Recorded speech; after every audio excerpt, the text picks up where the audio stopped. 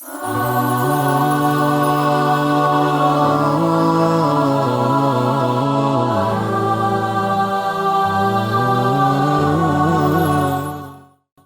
सलाम अलैकुम।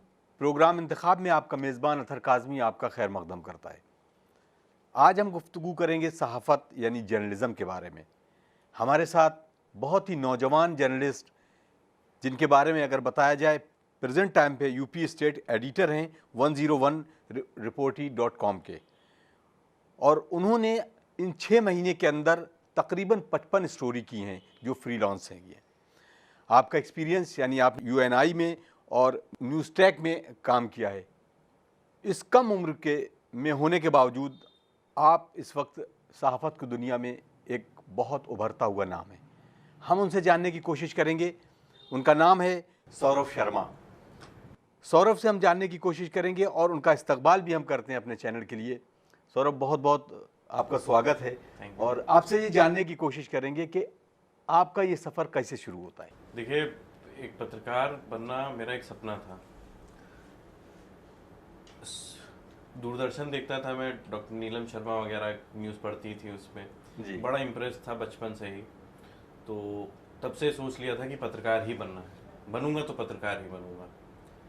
बीच में कई सारी अड़चनें आई, हुआ, लेकिन फाइनली मैं पत्रकार अब मैं खुद को अभी पत्रकार नहीं कहता, मैं सीख रहा हूँ, रोज़ कुछ ना कुछ नया सीखता हूँ। तो कोशिश में हूँ कि पत्रकार बन जाऊँ। तो यहीं से मेरा शुरू हुआ सफ़र। मैं सफ़र आपकी बात कर रहा हूँ, सफ़र जहाँ से आपने की पैदाइश हुई और वहाँ से ये सफ़र यहाँ तक कैसे? देखिए, मैं पैदा हुआ पुणे में जी। मेरे फादर इंजीनियर थे यूपी स्टेट ब्रिज कॉरपोरेशन में, तो पुणे में उनकी पोस्टिंग थी। फिर पुणे में पैदा हुआ, ननिहाल भी मेरा पुणे ही है, महाराष्ट्र। फिर मैं कुछ दिन बॉम्बे रहा। बचपन मेरा आप कह लीजिए कि शंटिंग करते हुए बीता यूपी और महाराष्ट्र के बीच में। फिर हम शिफ्ट हो गए रायबरेली में। फिर पढ़ाई वढ़ाई हमने शुरू की, सब कुछ वहीं से किया। फिर लखनऊ आ गया मैं हायर स्टडीज़ के लिए। लखनऊ में हायर स्टडीज़ की, फिर कुछ दिनों के लिए मैं दिल्ली भी रहा। फिर माहौल जब जमा नहीं, फिर मैं लखनऊ वापस आ गया। सौरभ, अगर हम आपसे सवाल करें कि इस फील्ड में आने के लिए वो कौन सी प्रॉब्लम्स थी जिसको आपने फेस किया? सबसे पहले देखिए, जो मुझे सबसे बेसिक अपनी प्रॉब्लम लगती है कि हमारा जो बेसिक नॉलेज है, जो हमारी नींव होती है पढ़ाई की, वो अगर मजबूत नहीं है तो आप इस फील्ड में बहुत अच्छा कुछ नहीं कर सकते।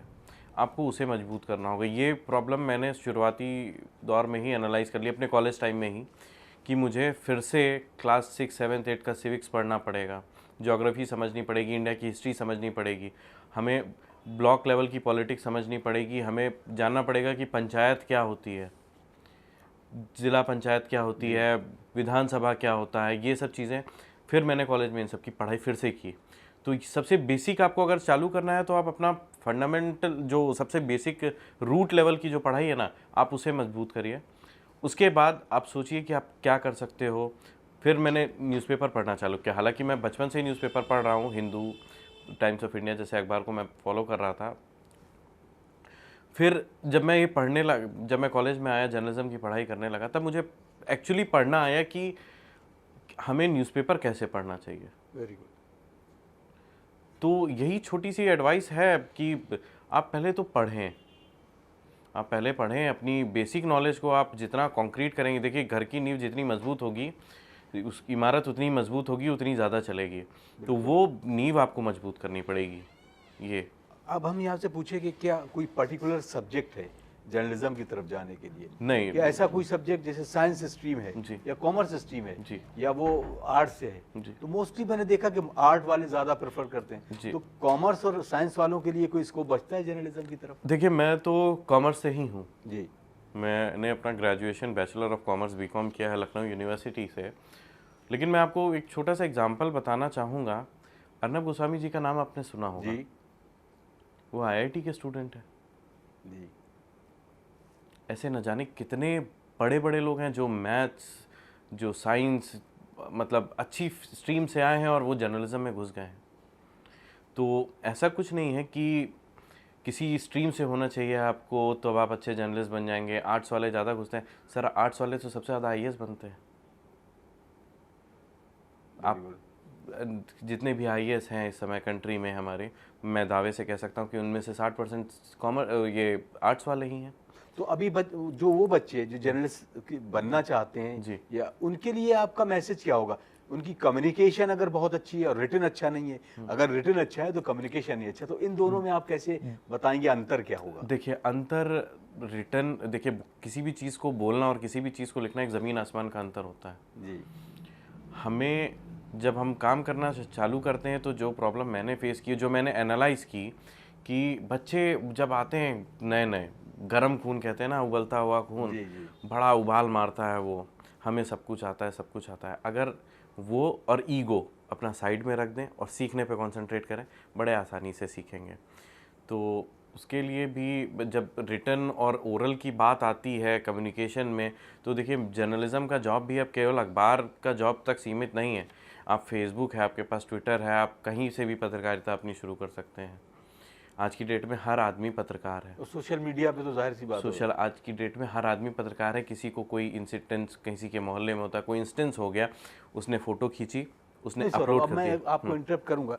इस तरीके की जर्नलिज्म जी। जो आजकल देखने में जी। आ रही, तो इससे कहीं ना कहीं समाज को भी बैड इफेक्ट भी पड़ रहे हैं। तो जर्नलिस्ट जो अंदर सोल के अंदर जो जर्नलिज्म होता था या पहले में, तो आप में इन दोनों में कुछ अंतर समझ रहे हैं? पहले जो जर्नलिस्ट होते थे एलीट क्लास के, जो आज का जर्नलिज्म है, इसमें कितना अंतर आपको नजर आता, फर्क नजर आता है? पहले तो जर्नलिस्ट को मैं तो एलीट क्लास कहता ही नहीं, हम तो कॉमन मैन होते हैं।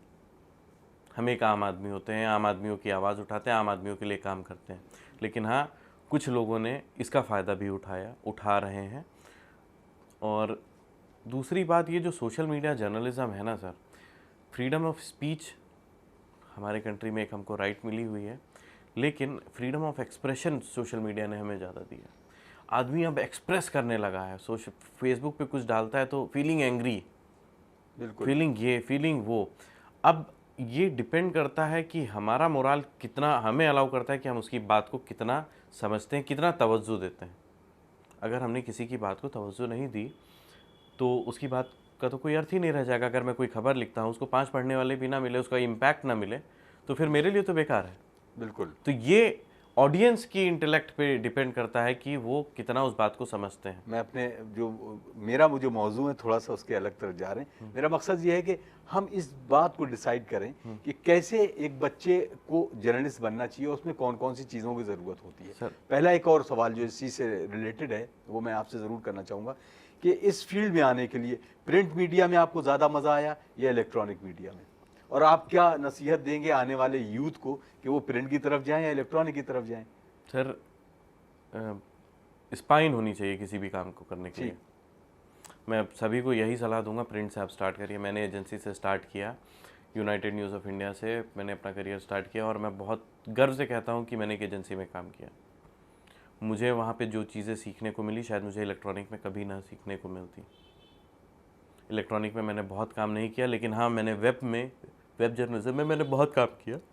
और वेब जर्नलिज्म का मुझे ABCD आज की डेट में पता है। जेड तक तो नहीं पहुंचा हूं, लेकिन हाँ ABCD ज़रूर पता है। और मैं यही कहूँगा सब कुछ करने के बाद कि आज की डेट में मैं फिर से प्रिंट के लिए काम कर रहा हूँ। तो प्रिंट एक ऐसी चीज़ है जो बड़ी कॉन्क्रीट है, जिसके स्पाइन है और जो ऑथेंटिक है। तो आप, यही एडवाइस है कि आप प्रिंट से अपना करियर स्टार्ट करिए, छोटे से करिए, उसे बड़ा तक ले जाइए। कुछ रिटिन में, जैसे राइटिंग में कुछ इस तरह का कुछ आप बताना चाहेंगे कि राइटिंग शुरू करने से पहले कौन कौन सी चीज़ों को ध्यान रखना है कि जो हम अपने जहन में सोच रहे हैं उसको हम कॉपी पे अपने पेन के जरिए कैसे इस्तेमाल करें? देखिए, हर तरीके के राइटर्स हैं दुनिया में, सबका लिखने का अलग स्टाइल है। जी। चेतन भगत कुछ और लिखते हैं, रविन्द्रनाथ टैगोर जी कुछ और लिख के चले गए। जी। तो मैं यही कहूँगा कि आप पहले पढ़ते हैं, आप एक ऑडियंस की तरह सोचिए, कि पढ़ने वाले की तरह सोचिए कि वो क्या पढ़ने को पसंद करेगा, फिर आप लिख डालिए। लेकिन लिखने के बाद कम से कम 5 से 10 बार आप उसे पढ़िए, रिवाइज करिए, स्पेलिंग चेक करिए, ग्रामर देखिए, हर चीज़ देखिए, उसके बाद ही उसे फाइनल करिए।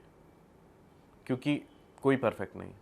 मैं अपनी कॉपी पढ़ता हूँ, आज से मैंने 2 साल पहले UNI में जो कॉपी बनाई थी, मैं आज भी पढ़ता हूँ तो उसमें 10 मिस्टेक निकाल लेता हूँ।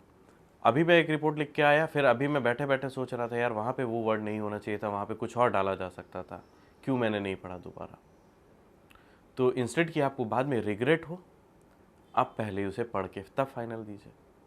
सर अब जो पूछिए, अगर जो इतने एक्सपीरियंस आपको इतने साल का है काम करने का, इसमें कोई एक हर आदमी को ये लगता है कि बहुत ही फैंटास्टिक वाला ये जॉब है इसमें, जर्नलिज्म प्रिंट में और इलेक्ट्रॉनिक में दोनों में। तो आपको इसमें कोई एक ऐसा स्टोरी जो आप हमें बताना चाहेंगे जो बहुत इंटरेस्टिंग हो? ऐसा जब मैंने करियर अपना शुरू किया यूएनआई से, तो क्या हुआ कि मैंने अपने बॉस से बोला, मैं बड़ा एक्साइटेड था उस समय, समाजवादी पार्टी की नेशनल एग्जीक्यूटिव चल रही थी जनेश्वर मिश्रा पार्क में। जी। मैं बड़ा एक्साइटेड होकर बॉस के पास उछलते कूदते हुए पहुंचा, सर। हाँ बोलो। सर मैं एग्जीक्यूटिव कवर करूं? ठीक है कर लो। उन्होंने भी बड़ा इजीली हाँ बोल दिया, हंसने लगे। उन्होंने कहा लो पेन लो, मेरा पैड लो, जाओ। मैं ऑफिस से बाहर निकला ही होगा कि वो आ गए पीछे से, एक काम करो मैं भी चल रहा हूँ, गाड़ी निकालो अपना, हम साथ में चलेंगे। मैं उनके साथ गया। हम लौट रहे थे कि मुझे पता चला कि बॉस ने बैठे बैठे वहीं से कॉपी बना के फाइल कर दी है। मैं ऑफिस आया, बॉस ने मुझसे बोला कॉपी बनाओ। मैंने कहा सर आप तो बना चुके हैं। बोले कि नहीं कॉपी बनाओ। मैंने जब कॉपी बनाई तो मुझसे बोले कि जो मैंने कॉपी बनाई थी, जो आपने कॉपी बनाई है और जो कॉपी दिल्ली से रिलीज़ होके आई है, उसमें ज़रा आप एक बार पढ़ लो क्या है क्या नहीं है। जब मैंने उन दोनों कॉपियों को कंपेयर किया तो मैंने पाया कि यार मैंने तो कुछ किया ही नहीं, इतनी देर मैं कर क्या रहा था वहाँ पे। तो ये उनका एक्सपीरियंस था। फिर एक बार क्या मतलब हुआ, उसमें कौन सी ऐसी चीज़ थी जो आपको हेट की, वो हमारे नाजरीन को बताइए, हमारे दर्शकों को। खबर लिखते समय कोई भी एक एंगल देखा जाता है, एक हिटिंग पॉइंट होता है कि कहाँ से स्टोरी को शुरू करें अपनी। हम सिंपली बता दें कि आप मेरा इंटरव्यू ले रहे हैं, आप ये यहाँ पे एक गुलदस्ता रखा हुआ है, ये कुछ रखा है, ये ऑडियंस नहीं पढ़ना चाहता। ऑडियंस एक हिटिंग पॉइंट देखता है, एक टॉकिंग पॉइंट, कि जिसे लेके, जिसके पढ़ने के बाद वो बाहर जाएगा और 4 लोगों से वो बातें बताएगा। तो वहीं से मुझे एंगल देखना खबरों में आया। जी। फिर नेक्स्ट डे मैंने बोला कि वो नेशनल एग्जीक्यूटिव आपको याद होगा शायद 3 दिन चली थी। जी जी। नेक्स्ट डे भी मुझसे बॉस बोले कि ठीक है आज तुम जाओ, आज मैं नहीं जा रहा।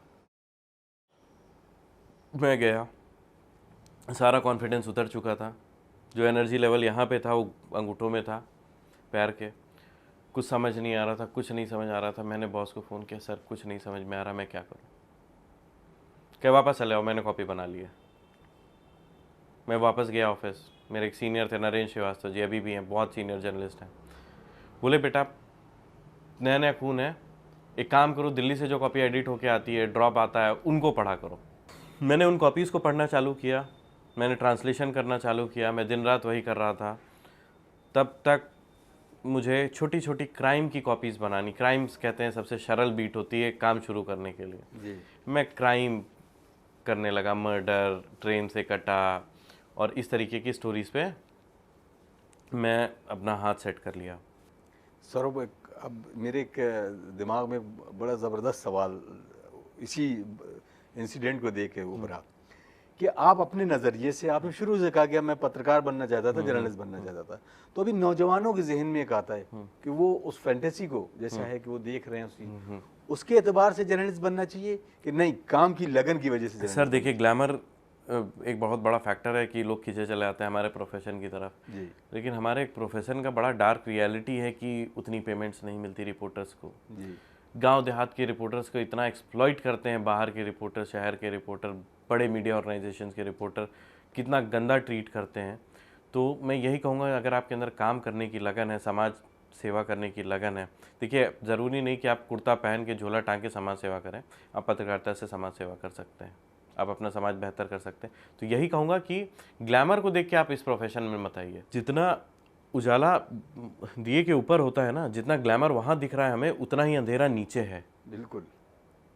तो ग्लैमर को देख के मैं सबसे यही एडवाइस करता हूँ कि ग्लैमर को देख के अगर आप कर भी रहे हो कोर्स, भाई साहब आप जाओ, आप बैंक की तैयारी कर लो, कुछ और कर लो, लेकिन ग्लैमर के लिए आप इस प्रोफेशन में मत आओ। Very good. सौरभ, अगर हम इस बात को इस जर्नलिज्म के और सहाफ़त की दुनिया को लेकर देखें तो इसमें जो इंस्टीट्यूट है वो कितना अहम योगदान सर इंस्टीट्यूट का बहुत अहम योगदान है। देखिए अब तक क्या था कि किसी को भी पत्रकार बनने के लिए कोई स्पेशल डिग्री की ज़रूरत नहीं थी, लेकिन अब जितने मीडिया आउटलेट्स हैं, आउटलेट्स क्यों कह रहा हूँ क्योंकि भरमार हो चुकी है जी। सारे मीडिया आउटलेट्स ने शायद अब एक क्राइटेरिया आ गया है कि सबको एक जर्नलिज्म की डिग्री चाहिए।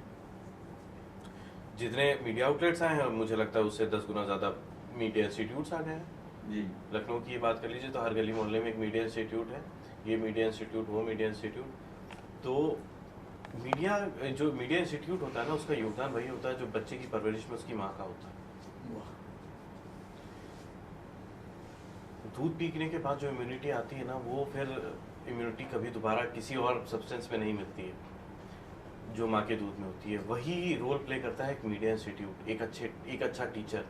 जितना अच्छा मीडिया इंस्टीट्यूट होगा, जितनी अच्छी फैसिलिटी देगा, उतना अच्छा बच्चों को एक्सपोजर मिलेगा, उतना अच्छा काम करने का वो मिलेगा। जितनी अच्छी फैकल्टी होगी वो उतने अच्छे अच्छे अपने एक्सपीरियंसेस बताएगी बच्चों को, और वो ये सब बच्चों को समझा पाएंगे कि कहाँ आप सही हो और कहाँ गलत हो।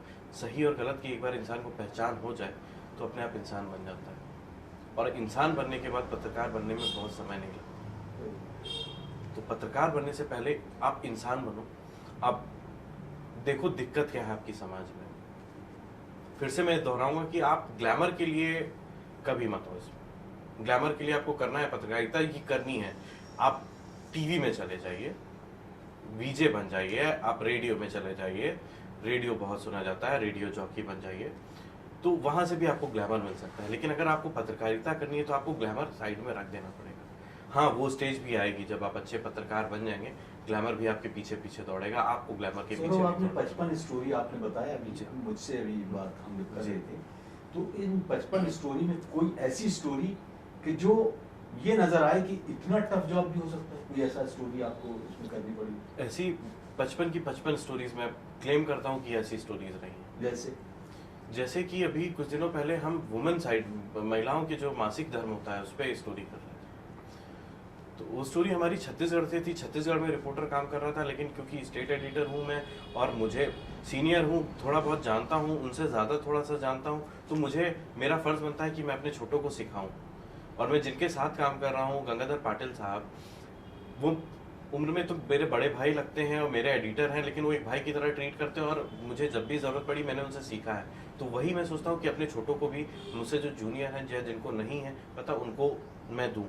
तो क्या होता है कि अभी एक स्टोरी जैसे मैं बता रहा था, महिलाओं वाली मैं कर रहा था, उस स्टोरी पे जब मैं गया तो वहाँ पे किशोर जो मेरा रिपोर्टर था उसने स्टोरी बहुत अच्छी करके दी। फिर मैंने कई लोगों से बात की, हमें अगर एक इंटरनेशनल लेवल की स्टोरी बनानी होती है तो हमें उस तरीके के लोगों से बात करनी पड़ती है, उस तरीके का इनपुट लाना पड़ता है। फिर मैंने सोचा एक दिन कि चलो यार, ये स्टोरी मैं रियलाइज़ करता हूँ कि है क्या प्रॉब्लम, तब मैं इस पर काम करता हूँ, तब मैं इस पर लिखने बैठूँगा जी। जब मैंने ये किया तो मैं एक गाँव चला गया, यहीं लखनऊ का, मैं उस गांव का नाम नहीं लूँगा क्योंकि अभी स्टोरी रिलीज़ होनी है। तो जब मैं उस गांव गया, मैंने महिलाओं से पूछा तो पता चला महिलाएं बात ही नहीं कर रही थी। एक पुरुष उनके घर का गुस्सा गया, वो हमें मारने दौड़ा, हम जान बचा के भागे अपने। तब मुझे एनालाइज हुआ कि हाँ, ये मेरा गांव में जो रिपोर्टर बैठा है वो कितनी मुश्किलों से काम कर रहा है। फिर अभी हाल ही की बात है, पिछले हफ्ते की, आपको याद होगा, शीरोज हैंगआउट में एक महिला काम करती है, उसको एसिड पिला दिया गया ट्रेन में। उस स्टोरी को सबसे पहले मैंने किया था 19 जनवरी को, जब उनको धमकी मिली थी। रेगुलर फॉलोअप कर रहा था, रोज मिल रहा था उनसे कि उनको न्याय मिल जाए। तो स्टोरी मेरा पब्लिश भी हुआ था। फिर अभी जब उनको एसिड पिला दिया गया, मैं बड़ा दुखी था कि मैं कुछ कर ही नहीं पाया, मैं उसको क्या मुंह दिखाऊंगा वहां जाऊंगा। तो मैंने अपने एडिटर से बात की। मेरे एडिटर का ये था, आप किसी भी आप न्यूज़ एडिटर से बात करो तो वो स्टोरी पे ही बात करेंगे। उनका पहला शब्द ये था, सौरभ यार, ये उस औरत के साथ क्यों हो रहा है, कहाँ हम फेल हो गए कि उसको न्याय नहीं दिला पाए। वो थोड़ा सा उदास हुए। मैंने मैनेजिंग एडिटर से फ़ोन किया, मैंने कहा, पूछा बॉस हमें क्या करना चाहिए। तो बॉस बोलते हैं, बॉस क्या, मैं उनको नाम से बोलता हूँ, प्रभु बोलते हैं, Saurabh just pitch it to me, I will see, don't worry. ये उनका वर्ड था। रात में मुझे 11 बजे फ़ोन आया कि सौरभ गो अहेड। सुबह मैंने 3 बजे स्टोरी रिलीज़ कर दी यहाँ से। योगी आदित्यनाथ जी आपके नवनिर्वाचित मुख्यमंत्री थे यहाँ के, उन्होंने फ़ोन करके बोला कि शर्मा जी 12 घंटे के अंदर अरेस्ट होगी, 6 घंटे के अंदर अरेस्ट हुई, 7वें घंटे 8वें घंटे पे वो औरत से मिले, 1 लाख रुपए का चेक दिया, महिला समाख्या ने उसे 4 लाख रुपए दिए। मोटिव यहाँ फुलफिल हो गया मेरा। लेकिन हम फेल कहाँ हुए, अगर हमने पहले ही इतनी आग दिखाई होती तो शायद उसको दोबारा एसिड अटैक ना झेलना। तो ऐसे ही हमारी स्टोरीज रहती हैं। हम लोग स्पेशल स्टोरीज पर ही काम करते हैं। ये जर्नलिस्ट का एक रिनॉन जर्नलिस्ट का एक यहाँ पे एक रोल समझ में आता है। तो अब हम आपसे आखिरी में ये रिक्वेस्ट करेंगे कि आप हमारे उन नौजवानों के लिए जर्नलिस्ट बनना चाहते हैं, उनके लिए एक मैसेज ज़रूर दें। मैसेज मेरा यही कि अगर जर्नलिस्ट आपको बनना है तो आप तभी जर्नलिस्ट बनिए कि आप जब जर्नलिस्ट बनना चाहते हैं, कि आप घर से सुबह एक कप चाय पी के निकलिए और घर से कोई एक्सपेक्टेशन ना हो कि आपको 10 रुपए घर जाके देने हैं या कुछ करना है। आप समाज सेवा है, जर्नलिज्म इज समाज सेवा। आपको समाज के लिए काम करना है और आप किसी चीज़ की एक्सपेक्टेशन मत रखिए। यहाँ पे गीता को मैं कोट करूंगा यहाँ पे कि कर्म करते जाओ, फल की चिंता मत करो। आप कर्म करिए अपना, अगर अच्छे कर्म होंगे तो ऊपर वाला देख रहा है, कहीं ना कहीं कुछ ना कुछ अच्छा करता है। मेरे साथ भी बहुत कुछ ऐसा हुआ है। एक रिपोर्ट मैंने लिखी थी, छोटी सी रिपोर्ट थी, हमें नहीं पता था कि वो कहाँ तक कितनी दूर तक जाएगी। आज की डेट में मैं हार्वर्ड यूनिवर्सिटी का जो मीडिया लैब है, नीमन मीडिया लैब्स है, उनके लिए वहाँ से मुझे ऑफर आया कि आप हमारे यहाँ लिख सकते हैं। और ये तब हुआ जब मैंने इनको अप्लाई नहीं किया था। यहाँ से रोज़ तकरीबन हर महीने जब भी उनकी फेलोशिप आती है 10,000 1 लाख लोग अप्लाई करते हैं। और इंडिया से मैं दूसरा ऐसा जर्नलिस्ट बना कि जिसको वो अपॉर्चुनिटी मिली। तो आप काम करिए, ईगो, द्वेष, जलन भावना जो भी है सब साइड में रख दीजिए और समाज के लिए काम करिए, अपने लिए नहीं, समाज के लिए। यही मेरा एक छोटा सा मैसेज है। नाज़रीन, ये था प्रोग्राम इंतखाब और हम गुफ्तगू कर रहे थे सहाफ़त की दुनिया के बारे में। और हमारे साथ मौजूद थे सौरभ शर्मा, जिन्होंने अपने ज़ुबानी से अपनी कहानी भी बताई और उन्होंने आप तक शायद ये मैसेज पहुंचाया हो कि जर्नलिस्ट बनने के लिए क्या क्या चीज़ों की ज़रूरत होती है और कैसे जर्नलिस्ट एक अपने माशरे को अच्छे मुकाम तक पहुंचा सकता है। अपने मेज़बान अतहर काज़मी को इजाज़त दीजिए। अस्सलामु अलैकुम व रहमतुल्लाहि व बरकातुहू।